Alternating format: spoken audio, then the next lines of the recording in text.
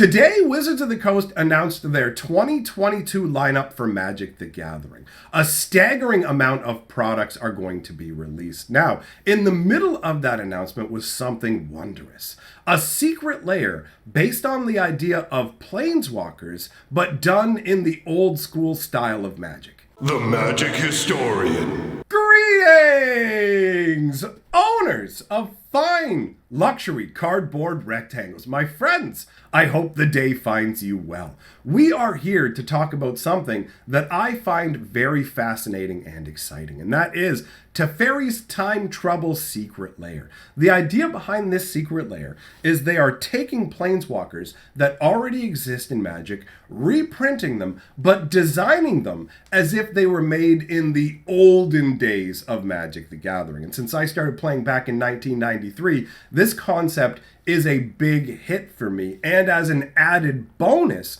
the way these cards are worded really help to reinforce the flavor concept that I've always held in my mind for Planeswalkers. So we're going to take a look through the different cards in this set, and I will also explain to you how this works flavor-wise to tie Planeswalkers into a concept that makes sense in a Magic the Gathering deck. So the first card we're going to look at is the namesake for the secret lair, and that is Teferi Time Raveler. He is 1 blue, 1 white, and 1 for a Planeswalker legend. Now, if this looks weird to you, I mean, obviously then you're newer to the game. In the older days of the game, legend showed up there on legendary creatures. It was part of the type line, and it wasn't considered a super type. It was actually considered, weirdly enough, a creature type, which meant you could do very strange things like build legendary tribal cards that say, new day cards that say, when it comes out, choose a creature type. All creatures of the chosen type have +1/+1.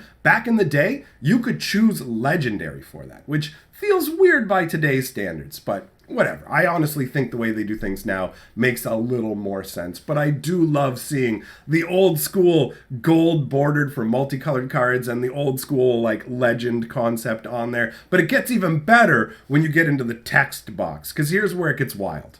Opponents can cast spells only as though they were sorceries, instead of any time they could cast sorceries, right? It also says, and can attack Teferi as though he were you. That is such a weird concept, right? I mean, that's what's going on with all Planeswalkers, but to see it spelled out like this on the card, as if he were you, it really highlights the fact that some people don't pay that much attention to, and that is the fact that as players of the game, we are considered Planeswalkers, right? We are epic level mages that go through the multiverse getting in these crazy battles. So the idea of Teferi saying as though he were you totally makes it feel like you are Planeswalkers on an equal footing, right? Which I like. Now it says put 4 loyalty counters, and in brackets it says use counters. And that's interesting too, because in the old days of Magic, every different type of card tended to have its own particular type of counters. Now we have a more unified system where there are far fewer types of counters out there, not including Ikoria, obviously, which brought a ton of ability word counters. But either way, Magic now tends to not just have counters that are specific to most cards. Certain cards get that treatment, but it's a rare thing. Back in the day, it was way more common. So put 4 loyalty use counters on Teferi. Any damage he suffers depletes that much loyalty. I love the old school wording, right? It doesn't tell you to remove those counters. It says that the loyalty gets depleted, which obviously means you remove the loyalty counters. And then it says, if Teferi has no loyalty, he abandons you. And I really feel like this is what drives home the concept of how Planeswalkers function in Magic the Gathering decks. Because I've been asked a number of times, how do you reconcile the idea of Planeswalkers being a card in your deck when you are also a Planeswalker? If we are both mighty mages, how am I able to summon up Teferi Time Raveler? Well, the way I liked to explain it was basically like, Planeswalker cards don't represent you forcing this Planeswalker into your service the same way that when you summon up creatures, you can compel them to do things. It's more like This card represents the friendship that you have with this planeswalker. You have allied yourself with this planeswalker, and you've agreed that you will basically, like, they will come at your beck and call to help you under particular conditions. So you spend the mana, and that basically sends the bat signal or whatever out to them, and they show up going, oh, hey, bro, it's like you called them up. Bro, you want to hang out? And they're like, yeah, man, you know what? I'll come and hang out. And the way that it works is when they're doing something that increases their loyalty, that's something they enjoy doing, right? So when they're doing things, let's say you call Chandra up, Chandra, you want to come hang out? And she's like, sure. And then you're like, Chandra, set that rat on fire. And she's like, burn. I love setting things on fire. So her loyalty is going upwards. But then all of a sudden, a bunch of that opponent's rats come running in and start chewing on Chandra. And she's like, oh, bro, this sucks. So her loyalty starts decreasing because she's having a bad time. And once her loyalty goes down enough, she's like, nah, you know what? I ain't hanging out with you no more, man. I'm leaving. You said we were going to hang out and have a good time, and this sucks, so I'm out. So that's the idea that I felt behind Planeswalkers, is they're like your friend who will come and hang out. If you're letting them do things they love to do, they're like, bro, I'm so glad you called me. If you're like trying to get them to use a big negative loyalty ability, they're like, it's like asking them to come help you move. It's like, I'm going to help you move, but then I'm leaving. You know what I mean? Like that kind of a setup. So I like the fact that it shows when they have no loyalty, they abandon you. That to me is a great way to illustrate the concept that this is a friend who has the ability to leave when they desire. And when they run out of loyalty, it's not that they've been destroyed or have gone to the graveyard. It's literally just like, peace out, man. I'm done. Okay, so to continue with the wording on the card, it says, during your turn, you may add 1 loyalty to allow you to cast sorceries as though they were instants until your next turn. Or you may spend 3 loyalty, then the owner of target artifact, creature, or enchantment returns it to hand, and you draw a card. Any enchantments on it are discarded. I love the fact that it's got the old school explanation of, yo, if there's enchantments on it, you don't get those enchantments back into your hand. The older Magic cards tended to explain some of the corner cases and stuff like that on the card specifically, and that makes sense because those cards were created before you could easily go online and look up Oracle updates. In the olden days, we had to just kind of muddle out how things worked. We had a tiny little rule book and just the words on the card, so it makes sense that it would specifically tell you any enchantments on it are gone. And I like the fact that they found a way to emulate the concept of you only being able to use a loyalty ability once a turn, right? Because it says during your turn, you may add a loyalty to do the first ability, or you may spend 3 loyalty to do the other. So it's an either or. You don't have to do them, but you're only going to get the option to do one of them. There's no way to trigger multiple loyalty abilities, which was one of the first things I wondered about when I saw this concept. My brain was like, okay, how are they going to handle the concept of having multiple loyalty abilities, but keep it restricted to just one? So ultimately, I feel like they've done an excellent job of encapsulating old school concepts here with this idea. So this is Teferi Time Raveler. You can see him chilling there with his staff and his hand extended. He's not looking too impressed, so this is probably right before he abandons you. He's like, I'm getting out of here. But you can see in the background, he's messing with time right now. You can see the phases of the moon showing you that he is indeed just going, yep, called me up. I'm going to change the time of day, bro. Pretty useful. Pretty useful ability to have overall, I would say. So let's take a look at the next card in the Secret Lair. That's Karn, the Great Creator. What an awesome choice. So Karn is a 4 casting cost Planeswalker legend. Now they gave it a very interesting border because this isn't an artifact border, but it's similar to an artifact border. Normally the old school artifact borders are brown, whereas this is a gray, but it looks like they took the brown artifact border and grayed it up. It doesn't look like they created a specific new border for this, because in the olden days, right, this is just how it worked. There's artifacts, there's gold cards, there's different colored cards. What does he fall into? So they had to create something from scratch for Karn, but it works, honestly. It looks good. So 4 mana for a Planeswalker legend, and it says opponent's artifacts can't activate. Put 5 loyalty counters on Karn. Opponents can attack Karn as though he were you. Any damage he suffered depletes that much loyalty.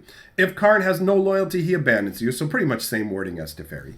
During your turn, you may add 1 loyalty to turn target non-creature artifact into an artifact creature with both power and toughness equal to its casting cost until your next turn.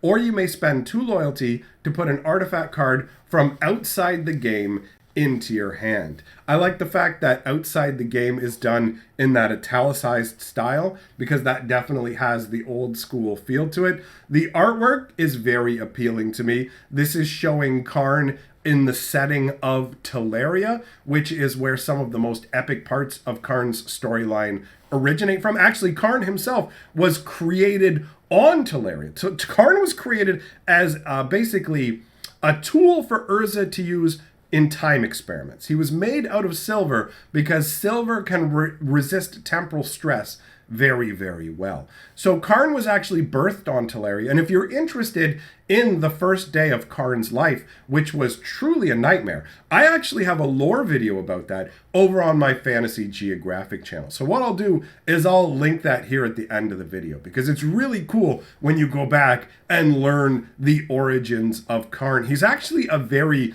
sympathetic character who goes through quite a struggle and transformation. There's a lot of tragedy associated with him, and I love seeing him in this Telerian setting. It looks absolutely wonderful to me. These are really cool hitting, like, what was I about to say? Major hits for me. That's what I'm trying to say. These are great. We've got Teferi and Karn, which are both old school planeswalkers from the oldest days. In fact, actually, Teferi is a young boy on Teleria during the time of Karn's actual birth. So he features in the story as well. So we have some old school planeswalkers, but then in a strange twist, they've also chosen to include Dack Fayden. Now, Dack Fayden isn't an old school planeswalker. Dack Fayden is most assuredly a newer school planeswalker. I mean, he doesn't exist anymore because his life got ended in the days of War of the Spark. So he didn't have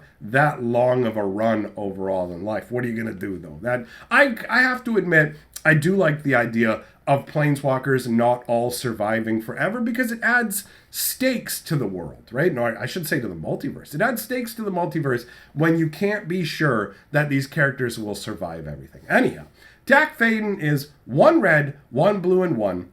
He has 3 loyalty counters when he comes into play. Same phrasing about opponents attacking him and him abandoning you, so I won't go through all that again. During your turn, you may add 1 loyalty to have target player draw 2 cards, then choose and discard 2 cards from hand. Or you may spend 2 loyalty to take control of target artifact.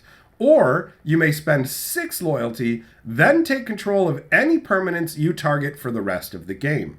Return all cards to their owners after the game ends. I love this for multiple reasons. First of all, the emblem concept. It shows you how things worked back in the day. Because with the current wording of Dack Fayden, when you're using the actual full-on, like, normalized, non-old school version, he creates an emblem. And emblems are really just visual reminders, right? It's like, here is the thing that reminds you that I can do this. Because there's nothing in the game that can interact with emblems. The only thing you can do about emblems is hope that you get, like, the 1 Karn and set off his ultimate ability, which starts a new game of Magic. So even then, you're not really getting rid of the emblem. The emblems just go away when the game ends. So I like the fact that it shows off how much more you had to use your memory and didn't really have anything else to help you out. Because once Dack's ability goes off, you could completely forget that you even have it. But that is a seriously good ultimate.